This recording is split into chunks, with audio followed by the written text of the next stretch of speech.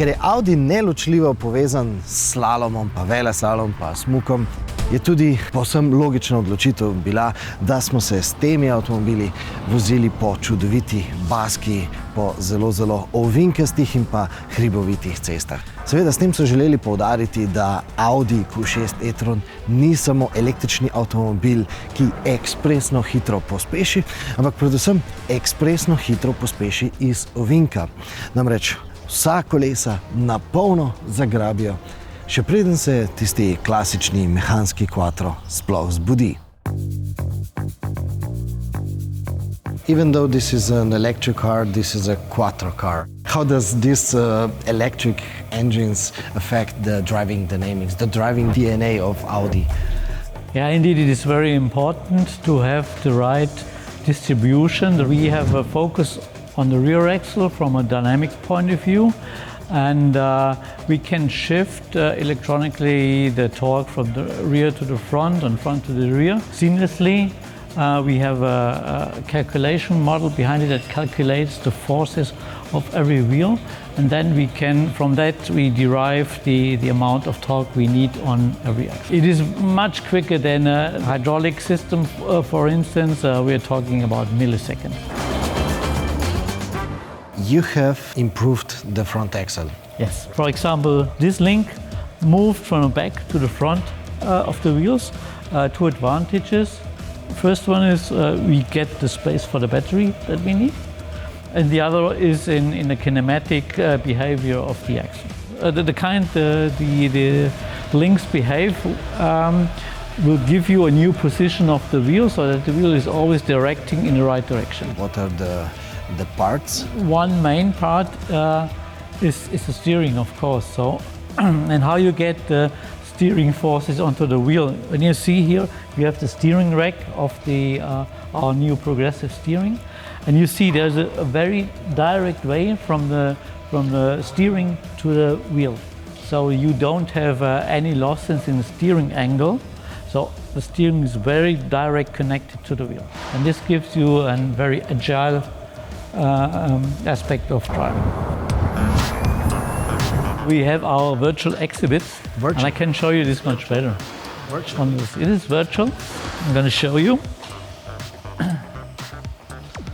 Here you see, for instance, the front axle we were talking about.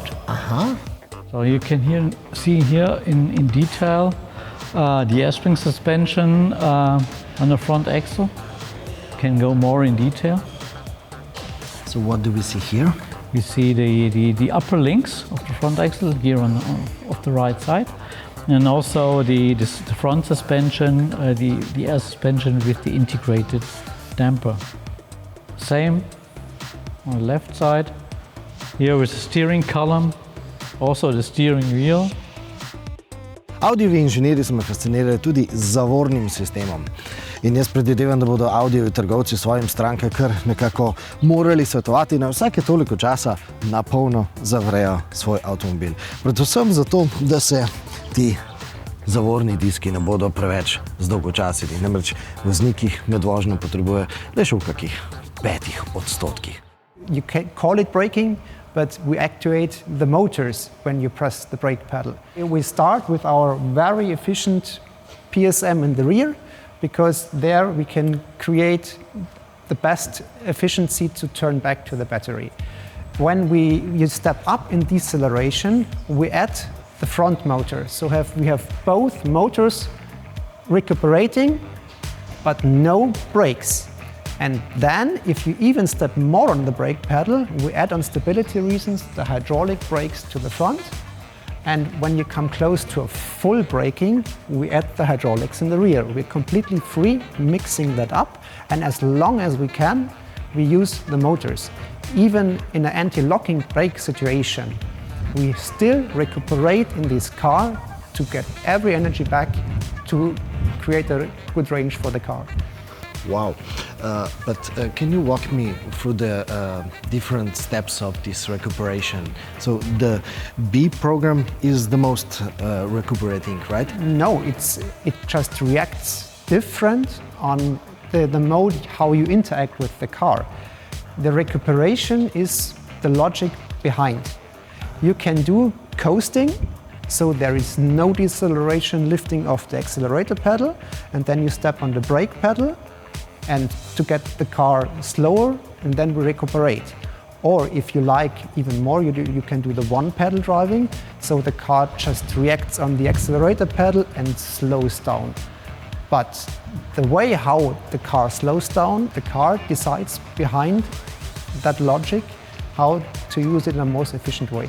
Če se da pogledamo podatke. No, v Q6 e-tronu imamo 12 baterijskih modulov, v vsakem od njih je 15 baterijskih celic. Se pravi, imamo skupno 180 baterijskih celic, ki nam proizvedajo skupaj 100 kWh energije. Uporabna vrednost je 94,9 kWh.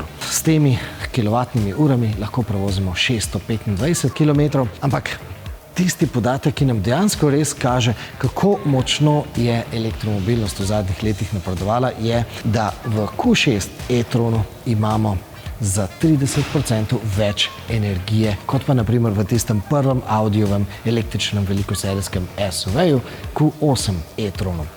To pomeni, da iz enega samega kilograma tukaj dobimo za 30% več energije. In naj dodam še to, da tudi za 30% hitreje vse te baterije tudi napolnimo. Why do we need 800-volt technology in the batteries? The 800-volt architecture what we are using here has the capability also for a better performance in the fast charging. And by 800-volt system we can reduce a little bit also the weight of, for example, the wires. Cables are much smaller and therefore use less copper and therefore also a lighter weight. How do we get faster charging with this 800-volt technology? This is a combination of cooling, so thermal management of the battery system, and also of their control of the cell performance. During their fast charging, of course, their heat will increasing of the cell. And their task is to keep temperature of their cell within a specific window. So if you can maintain it a specific window, then you can charge as much as possible. What is this specific window? 25 degrees C is the best case to keep the cell here in this window. Okay, so we have also here preheating of the battery? Yes, we have. So we have here 12 models. Yes, right. 1, 2, 3, 4, 5, 6, okay. Maybe one additionally, I don't know if you heard about the bank charging. It's what kind of charging? We call it bank charging. If you want to try to charge on the 800-volt, with the 800-volt system on a 400-volt station, then the charging time will be much, much longer. Because the power is always a product of current and voltage.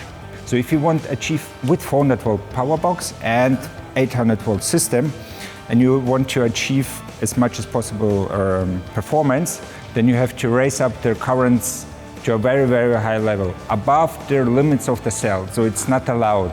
Then you have to cut their currents. So overall, in summary, fast charging will be quite slow. One opportunity is, of course, to have a special device, a DC-DC charger, which can raise up from 400 to 800 volt. From our point of view, the disadvantage is, of course, you need a special device, you need a special space in the car. It is the weight you have to consider, which is on top of that. And of course, costs is also an additionally. So, and therefore, we was thinking in the beginning of this project how we can do it smarter. What we are doing is we split the battery, then we have here 400 volts and mirrored also 400 volt. Audi Q6 e-tron smo vam najprej predstavili od znotraj in naj povzamem nekaj misli. We call it the soft wrap architecture, really from door to door in the dashboard, very three-dimensional. It's really about the contrast between soft and hard, defined and comfortable areas, and we really balance these out. Because the more screens we have in the car, the more important it is to have also a focus on comfort as a counterbalance. Our masterpiece is this curved panoramic display with its OLED technology, black in black. The curvature is there also for a reason, because if I touch my finger to touch something, it's already a curve. So it's a very natural shape. So we have a sleek dashboard, and this really freestanding, very prominent, and it gives you this in-control feeling. Torej, kako je oblikovana ta Audijeva armaturna plošča, danes ne bomo razpravljali. Lahko pa že zdaj na tem mestu povem osebno mnenje, da je ukrivljen zaslon zelo, zelo dobra ideja. Predvsem je dobra ideja, zato ker so vse funkcije, čeprav jih je zelo, zelo veliko, pospravljene, niso razmetane po celotni armaturni plošči, kot v marsikaterem drugem avtomobilu. Predvsem pa vse te funkcije so skoraj da v višini oči.